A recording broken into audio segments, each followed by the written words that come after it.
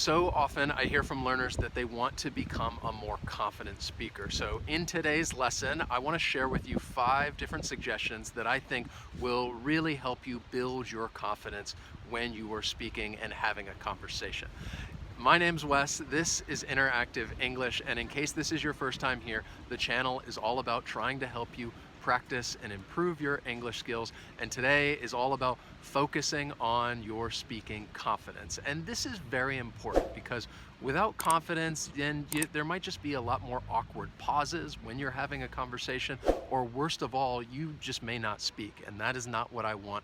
So I want to share with you some of these suggestions that I think will help make you a more confident speaker. And the first suggestion that I have for you is that you really need to find a comfortable environment, because this is going to help you lower your anxiety. And instead of just trying to think of the words that you want to say, you're just going to be able to say them easily and naturally right as they come into your thoughts. So you really need to take into consideration the place in which you are speaking and having a conversation, because often you may not know the other person. So that's why it's important that your surroundings, you feel comfortable, whether you are having this conversation in a classroom or whether you're trying to speak to someone at a coffee shop or at a friend's house. If you feel comfortable, then that's going to help you become a little more confident when you're trying to express your different thoughts and opinions, and you're not going to worry about making mistakes. And that leads me into my next suggestion, which is to embrace your mistakes. And I know that this is something that's much easier said than done. Try not to worry too much about making mistakes when you're having a conversation or when you're speaking. I want you to embrace them. Just understand that it's part of learning another language. And if you're able to kind of put that out of your mind and not worry or focus on your mistakes, then that means you're just going to be able to focus more on what you're trying to say, what you're trying to express, and then you'll be able to feel a little more confident in that, because you're not going to be thinking about mistakes that you might be making. And in order for you to embrace your mistakes and not worry about them, you need to stop trying to find the perfect sentence. Don't try to find the perfect word or the perfect grammar when you're having a conversation and you're just trying to speak, because again, then you're going to worry about your mistakes, and then you're just going to feel more uncomfortable, and then you're just going to lose confidence. And I think it's okay that if you're having a conversation, I think it's perfectly normal if you want to take a moment and try to think of the word that you want to use. You might think, well, it's right on the tip of my tongue. And that's a great expression. If something is on the tip of your tongue, it means that you almost have the right word or phrase that you're trying to think of. And if you can't think of it, you might say, oh, it's on the tip of my tongue. And I know that happens to many of you out there, that you're in a conversation and you stop for a moment because you're trying to think of that perfect word.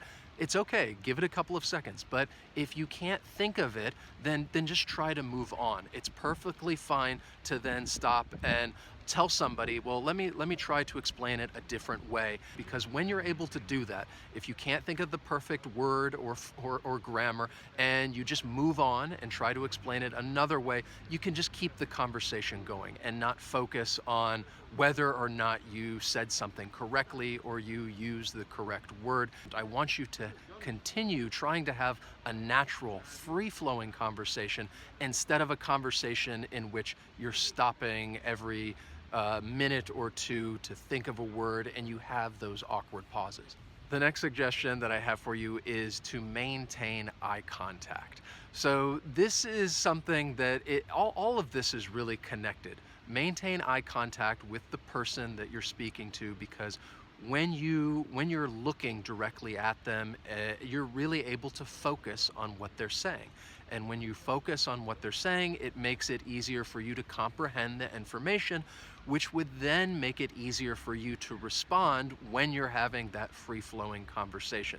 And this is what happens when people stop to search for that perfect word. People will end up looking away, and they look away from somebody and they may lose focus, not just on the word or sentence that they're trying to say, but they may start to lose focus on the entire conversation in general.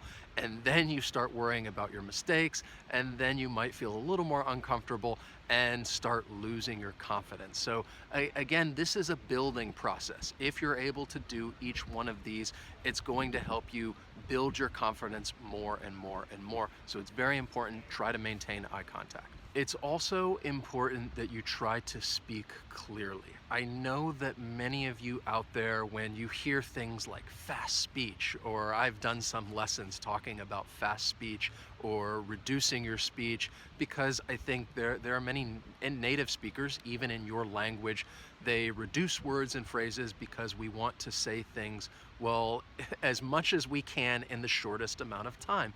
But don't feel like you need to do that. It's so much more important for you to try to speak clearly, which means that you're trying to speak at your speed. So if you don't feel comfortable trying to reduce words and phrases, or if you don't feel comfortable trying to link different words, that's perfectly okay. I think it's more important that you focus on speaking clearly and speaking at a speed that you're comfortable with, because when you're able to do that, it's just going to help you feel a little more confident having that conversation. And you're listening to me right now. You can tell I'm not somebody who speaks very fast. This is the speed that I feel comfortable speaking at, and I try to speak clearly. And because of that, I like to think it might make it a little easier for you to understand what I'm saying. So I hope those 5 tips help you, but I've saved the best for last, because if you would really like to gain more speaking confidence, then one suggestion that I have is that you enroll in my speaking course called Speak Up. This is a 10-week course to really help you speak clearly, speak confidently, and speak naturally. We talk about a variety of topics, there are different speaking activities, and there are also video lessons to help you practice and improve your pronunciation.